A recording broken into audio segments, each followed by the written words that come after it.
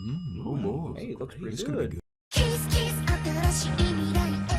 Can you smell that turkey cooking in the oven? Or maybe feel that chilly autumn breeze drifting through your window? You know what that means? It's time for a holiday season feel-good anime with the Cinemabuns. And what better show to get us into the spirit than Sweetness and Lightning? Sweetness and Lightning is a summer 2016 slice of life anime from the folks over at TMS Entertainment. It's all about great food and warm feelings. So go ahead and close that window and set the oven timer. It's time to find out if this show is really worth a watch. Hey, I'll take some potatoes. Potatoes sound good. That's I'll pretty just- One more good. scoop. One more scoop for me. I'll scoop with me. Oh yeah.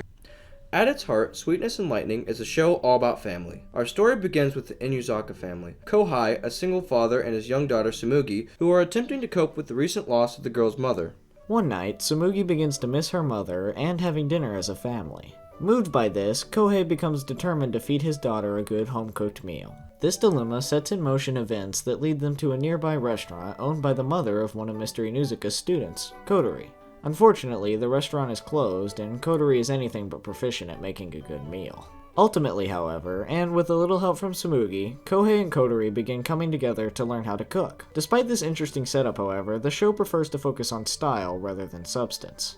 When you get right down to it, the plot offers very little beyond family fun and lots of cooking. However, this is presented in such a way that even these small or mundane things grow to have a sort of energy and wonder behind them. No matter what, each episode mostly consists of long and detailed cooking sessions, with plot and character interactions becoming auxiliary rather than the focus. Character traits are revealed and developed intermittently, with the actual cooking being a vessel through which the characters start to grow. It tackles real-world issues such as the struggles a single parent faces and things like divorce and abandonment, or even just the entertaining but simple dilemmas of a preschooler. Yet it does all of this very naturally, and it never feels overbearing. This is really where Sweetness and Lightning shines. The actual premise is incredibly simple, but much like many of the meals featured in the show, it all comes down to presentation, which in this case is subtle but stellar. I really usually like broccoli, some but whenever it's in a broccoli, casserole, you some really can't cheese. beat it. Yeah, I'll take some more of this. So just one more scoop here. Here we go. Aside from Kohei, Sumugi, and Kodori, the cast includes Shinobu and Yagi, friends of Kodori and Kohei's, as well as a few appearances from some of Sumugi's preschool classmates. As you can see, Sweetness and Lightning features a relatively small cast of characters, which leaves the show feeling very self-contained. Rarely does it venture from the main cast or locale, and no matter what, everything always winds up coming back to the restaurant. Most, if not all of them, are given plenty of development time and focus, and as a result of all of this, the show is able to cultivate strong feelings of family and togetherness. The bonds between the characters are so tight and realistic that you can't help but feel warm inside when they're all together. And while separate, each of them brings a unique perspective to every situation, and all of them shine when placed under the spotlight. For example, on the surface, Kohei Inuzuka at first seems like your average anime dad. Underneath though, he has a lot more going on. Raising a young daughter by yourself is no easy task, and Kohei tackles this in a realistic way. When he looks at other families, he sometimes becomes concerned with whether or not he's raising Sumugi right. On top of this, Kohei is struggling to cope with his wife's passing, and he lets his daughter get away with more than usual for the sake of her happiness. However, some of the best moments in the show take place when Kohei realizes he needs to be a responsible parent, and can't let Sumugi do whatever she wants all the time. Part of what makes Sweetness and Lightning especially unique is that it features a realistic child protagonist amongst the main cast.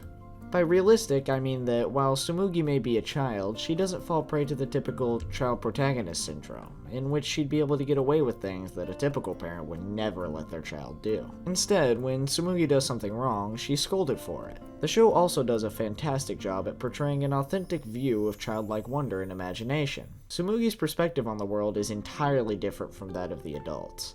At times, she's completely carefree and leaves the world of reality behind for adventure. At others, though, even the simplest of problems can upset and shut her down for days. She's adorable, sweet, and imaginative, and occasionally wise beyond her years. Juxtaposed with Sumugi, we have Kodori Lita, the other female lead. Kodori is a bashful young lady with a stomach as big as her heart. She loves food and everything that it relates to. Despite this though, she at first is seemingly clueless on how to even prepare it. Her priorities involve more than just food though. She cares deeply for others and will put their needs and wants in mind first. She has her own motives for helping the father out though, so she isn't a complete saint in that regard.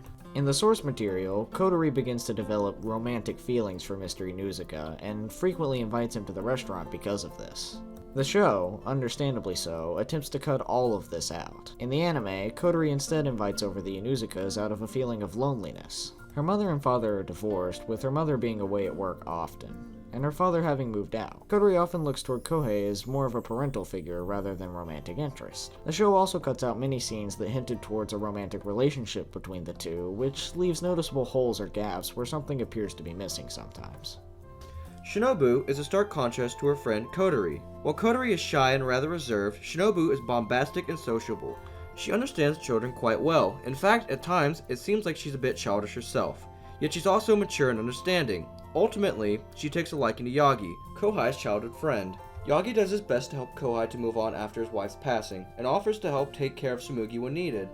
He owns a restaurant himself and often gets involved when everyone gets together for cooking escapades. All these characters make appearances in nearly every episode past where they're introduced, and despite the show being relatively short, it makes the most of this time and develops everyone exceedingly well. While not the most plot-heavy show, Sweetness and Lightning really gives its characters the necessary and proper care to grow on the viewer. By its conclusion, you know everyone so well that you feel like a part of the family too. You feel sad when they feel sad, and overjoyed when everything comes together. It truly is a wonderful feeling, and something you really have to experience to fully describe. Holiday bird, if you know what I'm saying. Nice and juicy. And now enough turkey, you gotta have the meat. Gotta have the meats. It's gonna be good. Guido Amagakure's drawing style is very simplistic, and the studio was able to translate that almost perfectly into the show's style. However, sometimes that simplicity doesn't always work, and occasionally environments or characters will look off or even unfinished. The show presents itself in such a way that no matter what's going on, you can't help yourself from grinning ear to ear. This is thanks to the cartoonishly cute animation and the fantastic soundtrack accompanying the show. The OST does wonders in not overshadowing what's going on, but also conveying an energetic tone that doesn't feel out of place. The OP is imaginative, silly, and really gets you in the right mood for watching the show, while the ED goes for a more mellow tone with its charming sketch-like visuals and an insanely good song. Overall, Sweetness and Lightning's visuals and sounds are beautiful garnishes on an otherwise wholesome meal. As mentioned before, at its heart, Sweetness and Lightning is a simple yet charming show. It's filled to the brim with delicious food and adorable preschoolers, but ultimately the show offers a lot more than that. It's a show about family and the formation of close bonds with one another. The show exudes a warm feeling of togetherness that's rare to find anywhere else. By the end of every episode, it's hard not to walk away with a warm feeling in your chest and a smile on your face. If you're looking for a more complex plot or can't stand the thought of yet another cooking anime, then the show probably isn't for you. But if you're interested at all in the premise or characters, or need a warm positive show amidst all the intense drama or action out there today, then Sweetness and Lightning may just be the show for you. So go ahead and grab that turkey out of the oven, give that one annoying cousin a nice warm hug this year, and above all, thanks for watching. We hope your holiday season is worth a munch.